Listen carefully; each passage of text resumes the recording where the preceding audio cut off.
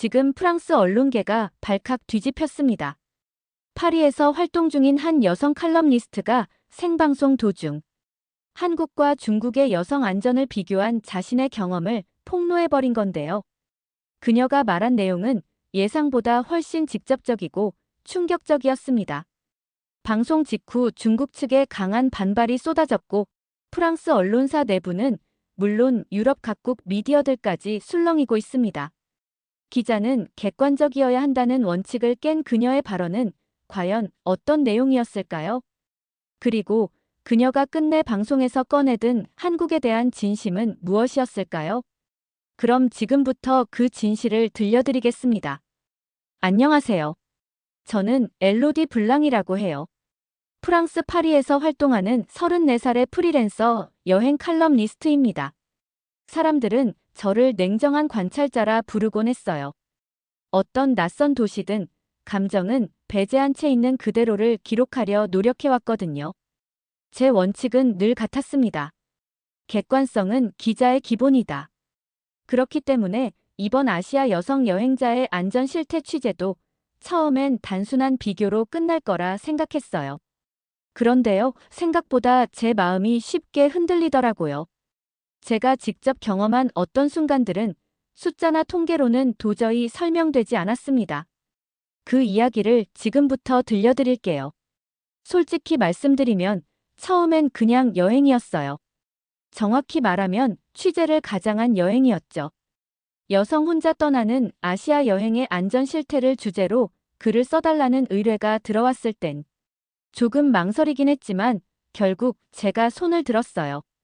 일종의 호기심이 있었어요. 저는 파리에서 태어나 줄곧 유럽 중심의 시선으로 세상을 봐왔거든요. 한국과 중국, 그저 K-팝과 중국 음식 정도만 아는 수준이었어요. 아시아의 도시는 다 거기서 거기일 거라 생각했어요. 크고 바쁘고 조금 낯설고. 다만 제 관심은 그 안에서 여성이 얼마나 안전하게 홀로 다닐 수 있는지에 있었고 그 점에선 도시마다 차이가 있을 거라고 판단했습니다. 첫 번째 취재지는 상하이였어요. 출발 전엔 괜찮겠지 싶었어요. 영어가 안 통해도 번역 앱이 있고 어디든지 대도시니까요. 하지만 그 생각은 첫날 밤 산산조각이 났습니다.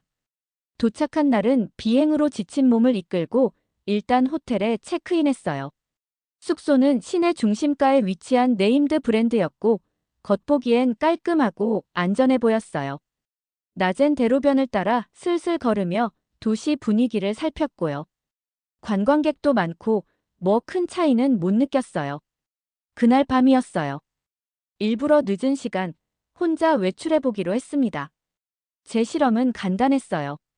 핸드폰 배터리는 일부러 30% 미만으로 만들고 지도를 의도적으로 늦게 보고 낯선 길을 걷는 거예요.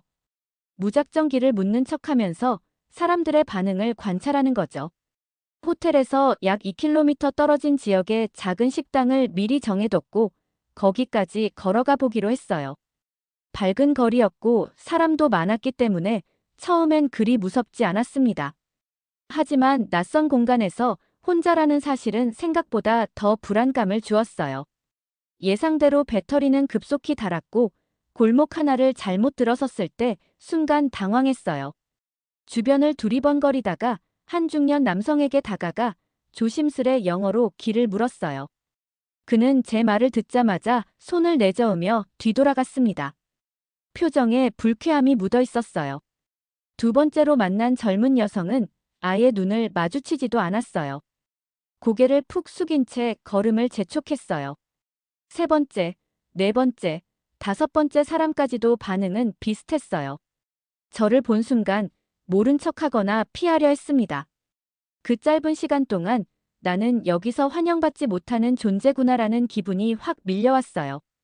그게 단순히 언어의 문제라고 생각하고 싶었지만 아무도 도와주려는 시도조차 하지 않는 분위기가 더 큰 문제였어요. 결국 주변 경찰서를 찾아갔습니다. 사실상 실험은 거기서 끝났다고 생각했어요. 경찰이라면 최소한 도움을 주겠지 싶었어요. 그런데 한참을 기다린 후에 나온 경찰관은 제 말이 전혀 통하지 않았고 마치 귀찮은 사람을 보는 듯한 태도였어요. 번역 앱을 꺼내려 했지만 연결이 느렸고 그는 그냥 손짓으로 그냥 가라는 제스처만 반복했습니다. 그때부터 두려움이 밀려오기 시작했어요. 지나는 택시를 세우려 했지만 외국인인 저를 보고 창문을 올린 채 지나치는 차들이 한두 대가 아니었어요. 결국 포기하고 편의점에 들어갔습니다. 그곳에서도 직원은 눈 한 번 제대로 마주치지 않았어요. 짜증난 듯이 저를 쳐다보고 질문을 했지만 제대로 답도 하지 않았습니다. 그 순간 정말로 외롭다는 감정을 느꼈어요. 마치 제가 존재하지 않는 사람처럼 느껴졌어요. 도시엔 수천 명이 있었지만 제게 말을 걸어준 사람은 단 한 명도 없었어요. 호텔까지 돌아가는데 2시간이 넘게 걸렸습니다. 이미 심장은 뛰고 있었고 손에 들고 있던 지도는 땀으로 축축했어요. 호텔에 돌아오자마자 저는 샤워도 하지 않고 노트북을 열었어요. 오늘의 기록을 남겨야 했으니까요. 타이핑을 시작했지만 손이 덜덜 떨렸어요. 그리고 맨 위에 이렇게 적었어요. 도시는 눈부셨지만 그 속에서 나는 투명인이었다. 다음 날도 다르지 않았습니다. 관광지에서 사진을 부탁해도 대답 없이 지나치는 사람들. 버스 안에서 제 짐이 흔들릴 때 아무도 손을 내밀지 않았어요. 그건 단순히 외국인이라는 이유만은 아니었어요. 서로에 대한 무관심, 그게 더 무서웠습니다. 며칠간의 일정을 마치고 마지막 날 밤, 호텔 창가에서 상하이의 야경을 바라봤습니다. 화려하고 활기찬 도시였지만 정작 저는 그 도시 안에서 단 한 번도 안심해 본 적이 없었습니다. 그 순간 제 머릿속을 맴도는 생각은 하나였어요. 이게 아시아의 일반적인 모습이라면 앞으로도 혼자 여행하기엔 너무 벅찰지도 모르겠다. 하지만 아직 절반만 본 거잖아요. 두 번째 취재지가 남아 있었어요. 한국, 서울. 솔직히 기대는 별로 없었어요. 어차피 비슷할 거라고 생각했어요. 다만 이 경험이 너무 강렬했기 때문에 한국에서조차 비슷한 일이 반복된다면 이 기획은 분명한 결론을 낼 수 있겠죠. 짐을 정리하면서 마음속으로 다짐했어요. 이번엔 정말 아무 기대도 없이 그저 똑같이 실험만 하자고요. 아무도 나를 알아보지 못하고 아무도 나를 도와주지 않아도 괜찮다고 스스로를 설득했어요. 하지만 마음 한켠에선 아주 작게라도 이런 생각이 스쳤어요. 혹시 조금은 다를 수도 있지 않을까 하고요. 한국행 비행기에 몸을 실으며 저는 제 취재 노트를 꺼냈습니다. 그리고 맨 마지막 줄에 이렇게 썼습니다. 이제 두 번째 도시로 간다. 도시는 변하지 않겠지만 사람은 다를지도 모르겠다. 서울에 도착했을 때 솔직히 아무 기대도 없었어요. 상하이에서 받았던 무시와 무관심이 너무 강하게 남아있었거든요. 인천공항에서 내리자마자 머릿속에 자동으로 경계심이 올라왔습니다. 낯선 곳에선 스스로를 지켜야 한다는 그 습관적인 방어 기제가 작동한 거예요. 하지만 공항 입국장을 나서는 순간 이상하게도 분위기가 다르다는 걸 바로 느꼈습니다. 분명히 북적거리고 있었는데도 어수선하다는 느낌은 없었어요. 안내 표지판은 정돈돼 있었고 곳곳에 서 있는 직원들도 단정한 복장을 하고 있었어요. 그런데 그중 한 명이 다가오더니 아주 자연스럽게 영어로 말을 걸었습니다. 도움이 필요하냐고요. 처음엔 순간 당황해서 말을 더듬었어요. 제가 먼저 묻지도 않았는데 그렇게 자연스럽게 먼저 다가온 사람이 처음이었거든요. 공항철도를 타는 법을 물어보자 직접 플랫폼까지 안내해줬습니다. 그냥 손으로 방향만 가리키는 게 아니라 몸을 움직여 같이 걸어주는 그 행동이 너무 낯설었어요. 저는 그걸 낯설다고 느꼈어요. 친절하다고 생각하기 전에 낯설고 당황스러웠어요. 공항이니까 그렇겠지. 그렇게 스스로를 설득하면서 시내로 들어갔습니다. 지하철은 깔끔했고 사람들이 조용히 자신의 일을 하고 있었어요. 하지만 제가 충전기 앞에서 교통카드를 충전하려다 멈칫한 그 순간 바로 옆에 서 있던 여학생이 말을 걸어왔습니다. 도와드릴까요? 제가 무슨 표정을 지었는지는 모르겠어요. 너무 갑작스러웠고 솔직히 말하면 또 속는 거 아닌가 싶은 의심이 들 정도였어요. 그런데 그 학생은 웃으면서 직접 버튼을 눌러주고 잔해까지 확인해줬습니다. 그 뒤로 제 호텔 가는 길도 알려주고 마지막엔 좋은 여행 되세요라는 말까지 남겼어요. 그 말을 듣는 순간 이상하게 뭉클했어요.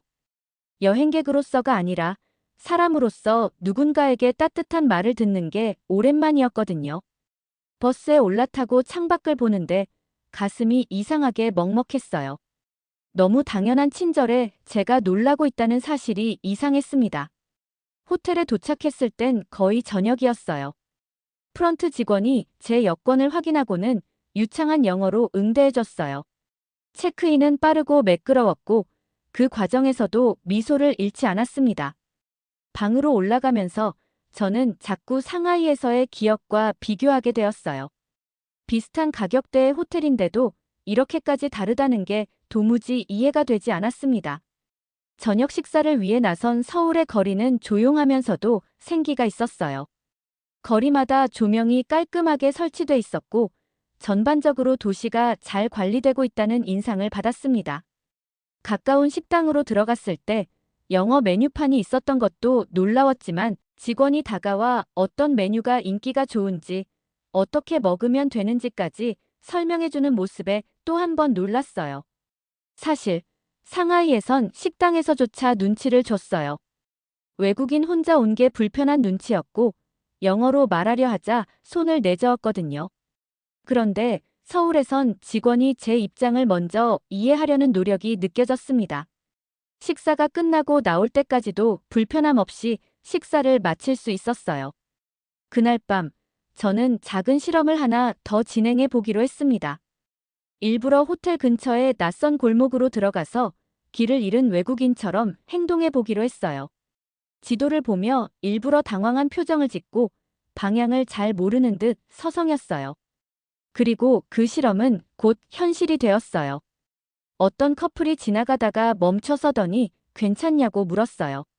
제가 호텔을 못 찾겠다고 하자 남자가 핸드폰으로 지도를 켜고 설명해 주려 했고 여자는 제 표정이 긴장돼 보인다며 걱정 마세요라고 덧붙였어요. 결국 그들은 길을 설명해 준 뒤 저 멀리 골목 끝까지도 돌아보며 저를 확인했습니다. 그 짧은 순간 너무 많은 감정이 오갔어요. 실험이었지만 그들의 태도는 진심이었어요. 이게 일시적인 우연일까? 라는 의심이 들기도 했지만 그보다 더 큰 생각은 왜 나는 이런 친절에 익숙하지 않게 되었을까였어요. 호텔로 돌아와 노트북을 열었을 때 손이 먼저 움직이지 않았습니다. 무언가가 머릿속에서 정리되지 않았어요. 상하이에선 피로와 분노로 글을 쏟아냈지만 서울에선 오히려 너무 많은 걸 받아들여야 했어요. 친절이, 환대가, 배려가 이렇게 자연스러울 수도 있다는 걸 처음 알게 되었으니까요. 다음 날에도 마찬가지였어요. 점심시간에 나가 거리 사진을 찍다가 몇 명에게 사진을 부탁했는데 모두 흔쾌히 도와줬습니다. 어떤 사람은 더 잘 나올 수 있도록 각도를 바꿔 다시 찍어주기도 했어요. 거리에서 우연히 마주친 사람들과 몇 초의 교감이 있었던 거예요. 그게 그렇게 감동적인 일인지 그땐 몰랐습니다.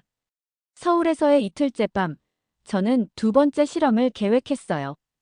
밤늦게 휴대폰 배터리를 일부러 5% 이하로 떨어뜨리고 지도를 일부러 닫은 뒤 낯선 길을 걸어보는 실험이었습니다.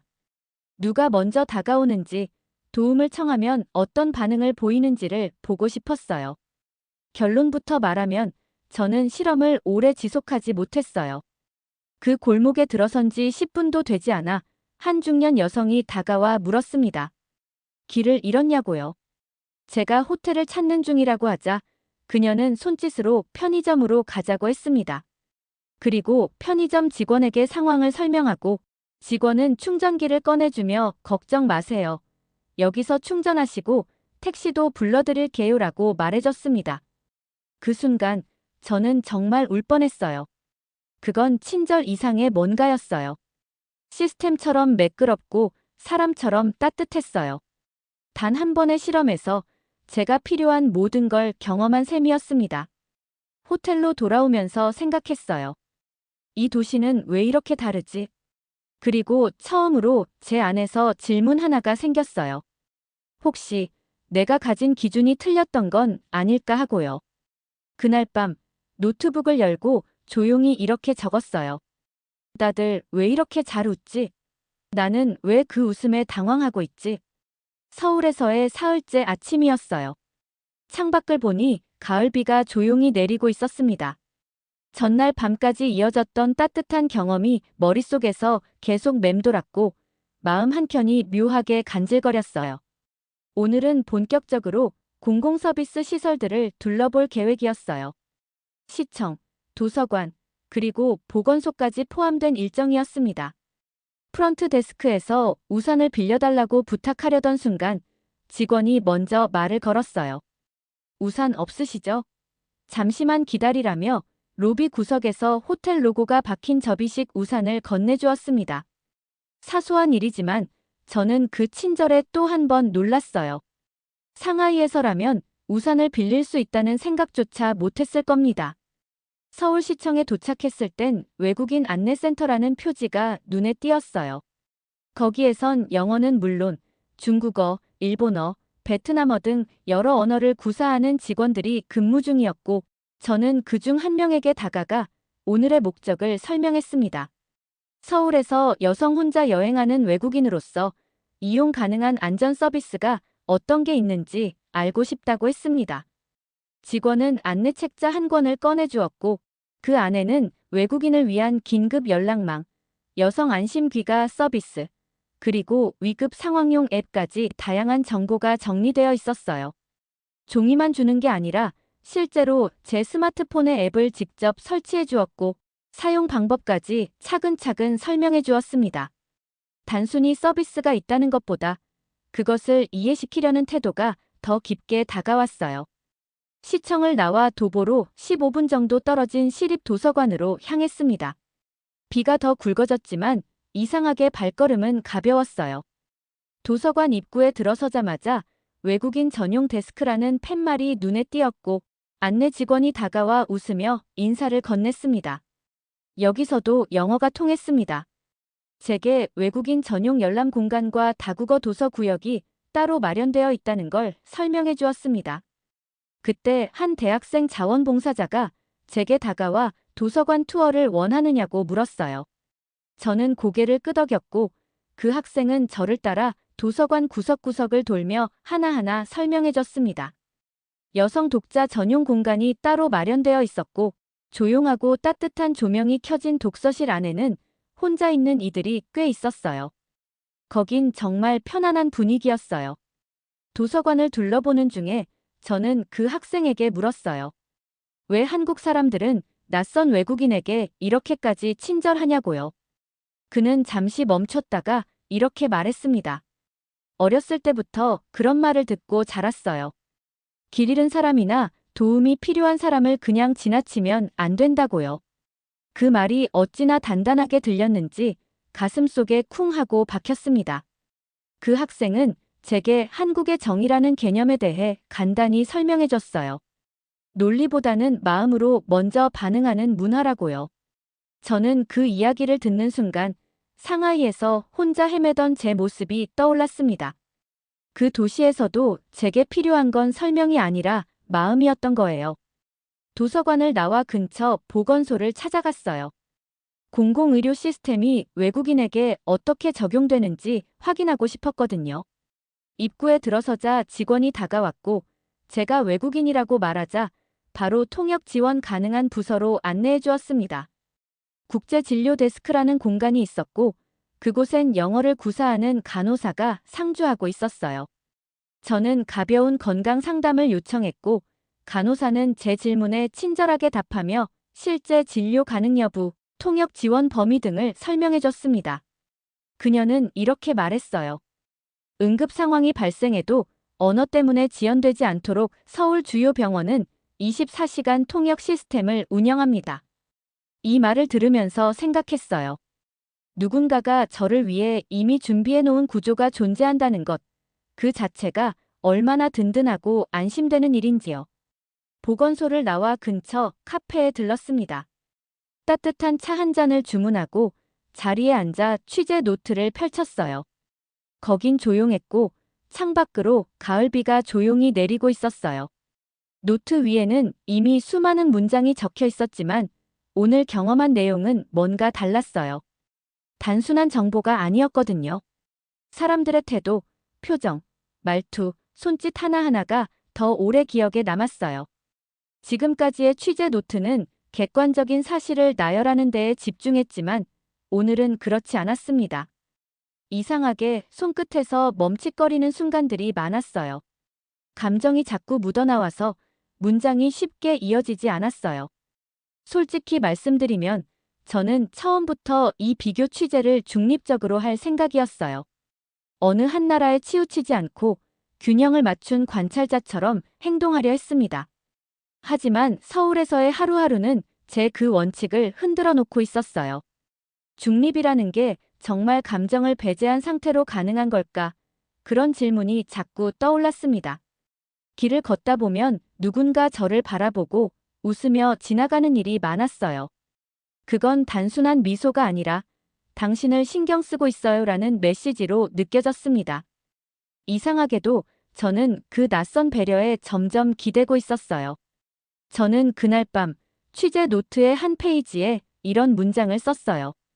이 도시는 구조로 안전을 만든 게 아니라 사람들의 마음으로 보호받게 만든다. 여기선 혼자여도 혼자가 아니다. 노트를 덮고 창밖을 바라보는데 비가 그치고 있었어요. 거리엔 여전히 사람들이 있었고 그 누구도 서두르지 않았어요. 그 풍경 속에서 저는 처음으로 생각했어요. 이 도시는 내가 떠난 후에도 기억날 것이다라는 걸요. 파리로 돌아오는 비행기 안에서 저는 계속 취재 노트를 들여다봤어요. 한국에서 보낸 며칠 동안의 기록은 숫자나 통계가 아니라 사람들과의 순간들로 가득 차 있었어요. 어떤 기사보다 더 생생했고 어떤 논문보다 더 명확했습니다. 하지만 비행기가 착륙할수록 마음이 무거워졌어요. 파리 사무실에 도착한 첫날, 저는 편집장에게 취재 내용을 보고했어요. 노트북을 켜고 사진 자료와 영상 일부, 간략한 요약 문서를 보여드렸습니다. 제 말을 듣던 편집장은 한참을 조용히 있다가 조심스럽게 말했어요. 엘로디, 한국에 대해서 너무 일방적으로 좋은 쪽으로만 썼네. 조금 균형을 맞춰야 하지 않을까? 순간 저는 그 말이 뇌에 툭 하고 떨어지는 느낌을 받았어요. 그게 그저 기사 구성을 위한 피드백이라는 건 알았지만 뭔가가 흔들렸습니다. 한국에 대한 찬사들이 객관적이지 않다는 말로 정리되는 순간 제가 느꼈던 모든 것들이 한순간에 과잉 감정으로 치부되는 기분이었어요.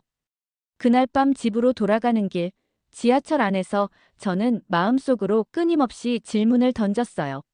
나는 기자로서 균형을 잃은 걸까? 아니면 진실이 한쪽에 너무 명확하게 쏠려 있었던 걸까? 집에 도착해 가방을 풀다가 한국에서 가져온 것들이 담긴 파우치를 열어보았어요. 그 안에는 작은 손편지 하나가 있었어요. 서울 편의점 아주머니가 제게 건넸던 그날 밤의 손편지였습니다. 서툰 영어로 쓰여 있었지만 그 글씨에는 정성이 담겨 있었어요. 언제든 다시 오세요. 당신은 여기서 환영받았어요. 그 짧은 문장이 마음속에서 오래 맴돌았어요. 며칠 뒤 편집장에게 제출한 기사 초안은 수정 요청을 받았습니다. 표현을 조금 완곡하게 바꿔달라는 주문이었어요. 친절했다는 문장을 상대적으로 더 나은 인상을 받았다로, 안전했다는 문장을 덜 불안했다로 바꾸자는 제안이었어요. 물론 저는 이해합니다. 잡지사는 단순한 개인 일기가 아니라 많은 독자가 보는 공적인 매체니까요. 하지만 제 마음은 그렇게 간단하지 않았어요. 방송 인터뷰 일정이 잡혔을 때 저는 대본을 받아들었어요. 방송용 인터뷰는 언제나 사전에 합의된 내용을 기반으로 하니까요. 하지만 그 원고에는 제가 현장에서 느낀 진심은 거의 남아있지 않았어요. 문장 하나하나가 조심스럽고 완곡했으며 결론조차 모호하게 처리되어 있었어요. 방송 당일 메이크업을 받는 동안 제 안에서는 작은 전쟁이 벌어지고 있었어요. 대본을 따라야 할까? 아니면 진짜 이야기를 해야 할까? 저는 기자입니다. 기본적으로는 관찰자이고 균형을 유지해야 할 책임이 있다고 배워왔습니다. 하지만 사람이기도 하잖아요. 녹화 10분 전 대기실에서 가방을 열었어요. 한국에서 가져온 작은 종이들이 여기저기 흩어져 있었고 그 중에 아주머니의 손편지가 다시 눈에 들어왔어요. 그 순간 모든 생각이 정리되었어요. 제가 방송에서 무슨 말을 해야 할지, 왜 이 자리에 앉아 있는지, 그 이유를요. 스튜디오에 들어가 조명을 마주했을 때 심장이 빠르게 뛰었어요. 진행자가 저를 소개했고 첫 질문이 이어졌어요. 엘로디 기자님, 두 나라를 직접 경험하셨다고 들었습니다. 실제로 여성 여행자 입장에서 어떤 차이가 있었나요? 원래 대본엔 문화적 차이가 느껴졌고 양국 모두 장단점이 있었다는 식의 문장이 있었어요. 하지만 저는 숨을 한번 깊게 들이마시고 말했어요. 제가 경험한 바로는 한국은 단순히 안전한 나라가 아니었습니다. 낯선 사람에게 먼저 손 내미는 제가 지금까지 경험한 도시 중 가장 따뜻한 곳이었어요. 그 말을 하고 나니 마음이 편해졌습니다. 순간 편집장의 얼굴이 스튜디오 뒤편에서 굳어지는 게 보였지만 저는 멈추지 않았어요. 물론 시스템도 훌륭했지만 제가 감동한 건 사람이었습니다. 지하철에서, 골목에서, 심지어 편의점 안에서도 누구 하나 무심히 지나치는 사람이 없었어요. 제게 먼저 다가와 괜찮으세요? 라고 말해주는 그런 도시, 저는 처음이었습니다. 진행자는 당황한 기색 없이 다음 질문을 던졌습니다. 그렇다면 한국의 단점은 없었나요? 너무 이상적으로 들릴 수 있어서요. 그 질문에도 저는 솔직하게 답했어요. 완벽한 나라는 없다고 생각해요. 하지만 혼자 있어도 혼자 같지 않다는 감정을 느낀 건 서울이 처음이었습니다. 그게 제겐 가장 강한 인상이었어요. 방송이 끝났을 땐 주변이 조용했어요. 아무도 말을 하지 않았고 스태프들도 조심스럽게 장비를 정리하고 있었어요. 하지만 제 휴대폰은 울리기 시작했어요. 한국에서 만났던 학생, 도서관 자원봉사자, 편의점 아주머니까지 메시지를 보내왔어요. 잘 봤어요. 고맙습니다. 저희도 기억하고 있어요. 그 순간 저는 확신했어요. 제가 선택한 말이 옳았다고요. 그건 누군가의 자부심을 깎는 이야기가 아니라 다른 누군가의 존엄을 지켜주는 진실이었어요. 며칠 뒤 편집장은 저를 다시 불렀어요. 기사에 대한 반응이 굉장히 긍정적이라고 했습니다. 홈페이지 트래픽은 폭증했고 독자 반응도 좋았어요. 그는 묻더군요. 엘로디, 다음 기획도 내가 맡아볼래? 이번엔 여성 여행자들이 추천한 도시들을 시리즈로 다뤄보자고. 저는 미소 지으며 고개를 끄덕였어요. 하지만 단 한 가지 조건을 붙였습니다. 진실만 쓰는 거예요. 있는 그대로 말하는 걸로요. 그는 한참을 보다가 고개를 끄덕였습니다. 그래. 그게 너니까. 그날 밤 저는 다시 노트북을 열었어요. 마지막으로 취재 노트에 문장을 하나 적었습니다. 기자는 진실을 전달해야 해요. 그리고 때로는 진실이 어느 한편에 있다는 것까지도 포함해서요.